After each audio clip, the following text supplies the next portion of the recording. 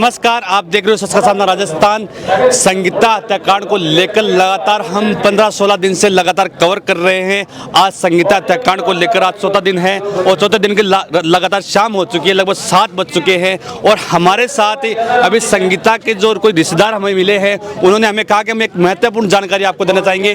अभी महेंद्र चौधरी है, उन्होंने कुछ मंच के ऊपर बोला था कि जो यहाँ पर सीएमओ को रिपोर्ट भेजी गई है, जो यहाँ पर धरना लग रहा है, उसमें 100-150 लोगों की भीड़ बताई गई है। और जो संगीता के बारे में बताया गया है कि संगीता ने पीर के अंदर आत्महत्या कर ली, ऐसी सीएमओ को रिपोर्ट भेजी गई है। उन संपूर्ण जानकारी के बारे में हमारे साथ एक भाई मौजूद है, उनसे संपूर्ण जानकारी लेंगे।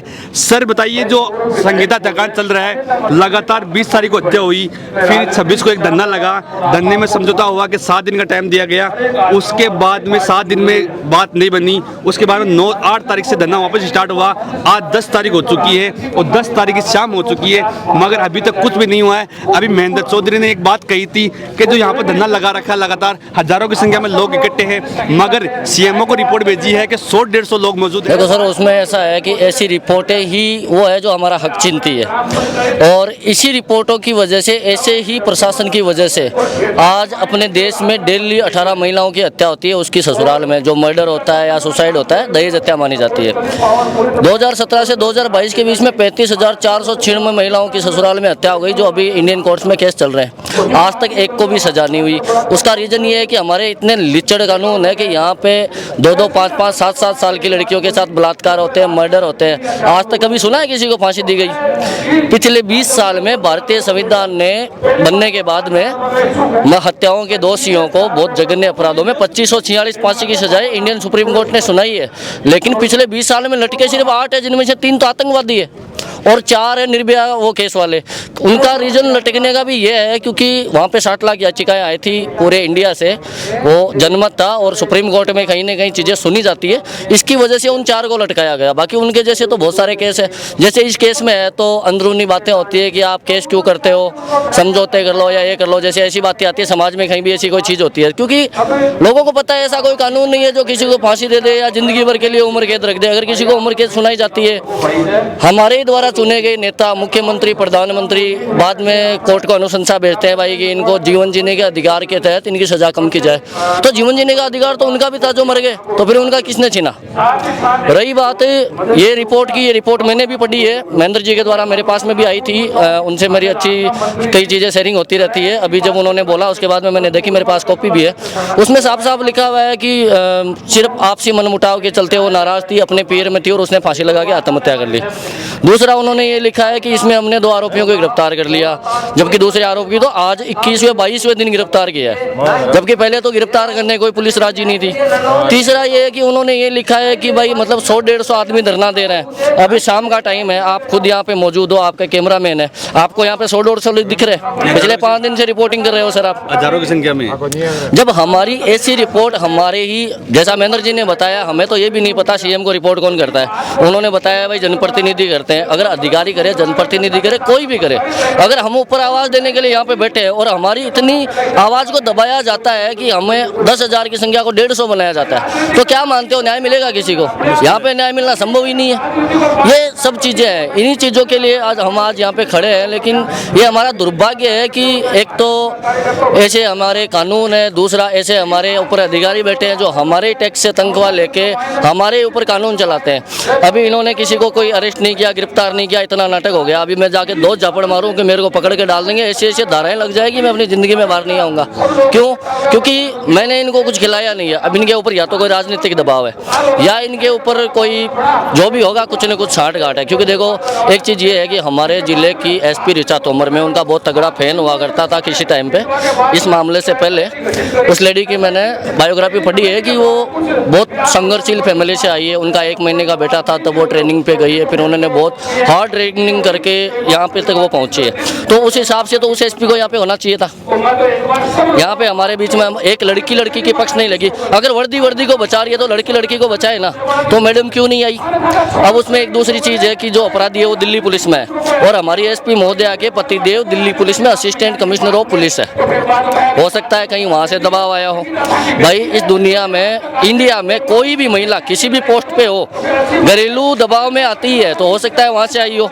हमारे डिप्टी साहब, उनकी धर्मपत्नी राजस्थान सरकार सचिवालय में कोई कार्य करती है, ऐसा भी मैंने सुना है। तो अगर ऐसी चीज़ें हैं तो सरकार तो उनकी है, फिर हम तो मूर्ख है जो यहाँ पे खड़े हैं। अगर हम में से कोई अनशन पे बैठ के मर भी जाए तो मुझे इस प्रशासन से कोई भरोसा नहीं है कि वो हमारे लिए यहाँ पे पूछने के लिए आएंगे।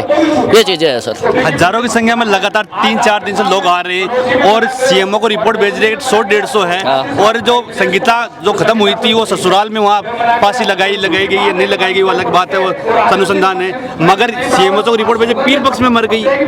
सर देखो, मैं एक चीज़ और बताता हूँ, इन्होंने रिपोर्ट क्या भेजी, वहाँ पे कहीं ना कहीं प्रशासन भी अंधा है, क्योंकि न्यूज़ 18 पे, न्यूज़ 24 पे, ये सारे मीडिया चैनल्स पे, सोशल मीडिया पे, इन सब चीज़ों पे ये चीज़ें चल रही है, अखबारों में न्यूज़ आ रही है। तो फिर प्रशासन अंधा है क्या? उनको समझ में नहीं आ रहा कि क्या हो रहा है। मान लो मैंने गलत रिपोर्ट दे दी, आपने दे दी, पर सारी चीज़ें तो उनको दिखाई देती होगी। मीडिया तो देश की ताकत है, तो फिर वो सब चीज़ें देख के भी अनदेखी हो रही है, तो फिर सुनेंगे कब? अब क्या लगता है, आज 14 दिन है संगीता को धंधा प्रदर्शन चल रहा है, अभी तक कुछ भी नहीं हुआ है, क्या लगता है कब तक इंसाफ मिल जाएगा? देखो सर, मुझे क्या लगता है मुझे नहीं पता, पर मुझे ये जरूर लगता है कि यहाँ पे जो लोग खड़े हैं वो अपनी अपनी बेटियों के भविष्य के लिए आए हुए हैं। क्योंकि एक संगीता हमारी बेटी थी, वो उसकी जान चली गई, जो भी है हमने उसको खो दिया, लेकिन हम और भविष्य में बहनों को खोना नहीं चाहते, क्योंकि पहली घटना भी नहीं है और ये लास्ट घटना भी नहीं है। उससे पहले मनीषा वाला चल रहा था, उसका समाधान हुआ नहीं, उससे पहले संगीता की हत्या हो गई। हम संगीता के लिए धरने पे बैठे थे, दिल्ली में निक्की की हो गई, वो सुल्टा नहीं, अभी अमरोहा में एक लड़की को साइनाइड पिला के मार दिया। तो ये तो वो घटनाएं हैं जो हमारे सामने आई है। ऐसी रोज 18-20 घटनाएं होती है जो रोज लड़कियों को मार दिया जाता है। दोनों के अंदर भी गला काट दिया गया। तो ये चीजें होती है। तो अगर आज हम नहीं लड़ेंगे तो हमारी आने वाली पीढ़ी की बेटियां सुरक्षित नहीं है। दूसरा ये है कि देखो, आज यहाँ पे 10,000 आदमी इस मामले को नोटिस कर रहे हैं, तो वो यहाँ पे खड़े हैं। इसी मामले को अपराधी भी नोटिस कर रहे हैं। किसी के पास कोई प्लान कर रहा होगा, आइडिया नहीं होगा, वो इसको कॉपी करेगा। इन्होंने जो गलतियां करी है, जिनसे हत्या लगी है, वो वाली गलतियां नहीं करेंगे, क्योंकि लोग हर जगह कॉपी करते हैं। सभ्य समाज के लोग करते हैं तो अपराधी भी करते हैं। अगर इसमें न्याय नहीं मिला तो मैं नहीं मानता कि इन फ्यूचर किसी मामले में न्याय मिलेगा, क्योंकि इतने लोग इकट्ठा होना संयोग होता नहीं है। ये तो लोगों की भावना है, सबके घर में बहन बेटी है। मेरी तो एकमात्र संतान ही बेटी है, तो फिर मैं किसके भरोसे की कहाँ बैठूं फिर जाके। दूसरी बात, आप एक सोच चीज़ के मान चलो, 6 महीने की बच्ची का बलात्कार होता है, 2 साल की का होता है, 5 साल की का होता है। तो जिस माँ बाप के घर में 12-15 साल की बेटी है, तो वो क्या सोच के अपनी बेटी को बाहर निकलने दे? क्या हम लड़कियों को घर में बांध के रख दे? दूसरे लोगों की वजह से हम अपनी लड़कियों का गला घोटे कि आप पढ़ो मत, आप बाहर मत जाओ, आप ये मत करो? ऐसे थोड़े होता है सर। इसके लिए हम लड़ रहे हैं और हम न्याय लेके जाएंगे यहाँ से। यहाँ संघर्ष में सफलता नहीं मिल रही, नया क्या तरीका है कि जिससे बेटियां सुरक्षित? देखो सर, वो संघर्ष कमेटी सेलेक्ट करेगी। बाकी मैं अपनी बता दूं तो अगर मुझे यहाँ पे अनशन पे बैठना पड़े, आमरण अनशन पे बैठना पड़े, तो मैं सबसे आगे तैयार हूं। एक बात आप पूछना चाहूँ, संगीता बहन सो आपको का रिलेशन हो, आप किस गाँव का हो? मैं उनके पास के गांव से हूँ और वो मेरी सगी मौसी की लड़की थी। और मौसी की लड़की बोल के मैं ये नहीं बोल के मैं ये कहना चाहूँगा कि वो मेरी सगी बहन के जैसी की, क्योंकि उसकी जब 2-3 साल की उम्र थी, उसके पापा एक्सपायर हो गए थे। फिर मेरे पापा जी, मेरे मामा जी, मेरी मम्मी तो आज भी सदमे में है, क्योंकि मेरी एक सगी बहन है, उससे ज़्यादा वो संगीता को मानती थी। और संगीता का भाई दिनेश तो मेरे पास में ही रहा है 5-6 साल तक, और मैं अपनी बहन से ज़्यादा मानता था। मेरा इतना बुरा बदनसीब है कि मैं उसके राखी बंधवाने के लिए मैं गुजरात से यहाँ आया था। नॉर्मली मैं आता नहीं हूँ, छोटे मोटे ओकेजन पे, अपने वहाँ पे मेरा धंधा है, सेट है, सब कुछ है। तो उस दिन मैं उनसे मिल नहीं पाया और फिर मैं जयपुर चला गया और मुझे जयपुर में ही न्यूज़ मिली कि ऐसे कुछ हो गया है। तो फिर सर वो मैं बदनसीबी मानूंगा कि कम से कम लास्ट टाइम पे मैं अपनी बहन से मिल नहीं पाया। क्या पता कहीं ना मुझे ऐसी चीज़ें सामने आती, हो सकता है वो कहीं नहीं बोल पा रही थी, हो सकता है वो मुझे बोल पाती, क्योंकि मेरी सभी बहन बेटियों से बहुत अच्छा लगाव रहता है। बिल्कुल संपूर्ण में जानकारी गीता का भाई है और लगातार सारी जानकारी दी है कि सब जता लोग आइडेट है, बस सबकी बहन बेटे है। अपना देश का मान बहन बेटा बिल्कुल सुरक्षित को नहीं। एक बात कहना चाहूँगा जो मैं भूल गया था, मैं यहाँ पे जितने भी लोग खड़े हैं और जितने लोग ये वीडियो देख रहे हैं, मैं आपसे हाथ जोड़ के रिक्वेस्ट करूँगा, मोबाइल आप सबके हाथ में है और मोबाइल को मिसयूज करो तो बहुत सारे, अगर सही यूज करो तो भी बहुत सारे। आप सब लोग अपने मोबाइल से इंडियन सुप्रीम कोर्ट में एक जनहित का याचिका लगा सकते हैं। ऐसे जो मामले होते हैं, दहेज हत्या के होते हैं, लड़कियों के रेप के होते हैं, उसके लिए आप जनहित याचिका लगा सकते हैं कि जैसे इंडिया में कुत्तों की मौत पे भी कानून है, तो इंसानों के लिए तो होना ही चाहिए। अगर लोग इकट्ठा होंगे, अगर याचिका लगाएंगे, तो कहीं ना कहीं हमारी बात ऊपर तक सुनी जाएगी। हो सकता है कि जहाँ पे आज सज़ा नहीं हो रही है, वहाँ पे कल वो सज़ा दुगनी हो जाए। अगर सज़ा होगी, डर होगा, तभी ऐसे अपराध कम होंगे। और इसके लिए किसी को कोई वकील नहीं चाहिए, किसी को कोई पैसा नहीं लग रहा, किसी को धरने पे नहीं जाना, सिर्फ अपना मोबाइल उठा के जनहित याचिका लगानी है। अगर गूगल पे हिंदी में सर्च करोगे तो सबसे पहले भारतीय सुप्रीम कोर्ट का ऊपर पहला वेबसाइट आएगा। बहुत ईजी है, मैंने भी लगाई है, बहुत सारे मामलों में मैं लगाते रहता हूँ, कईयों के मेरे पास जवाब आए।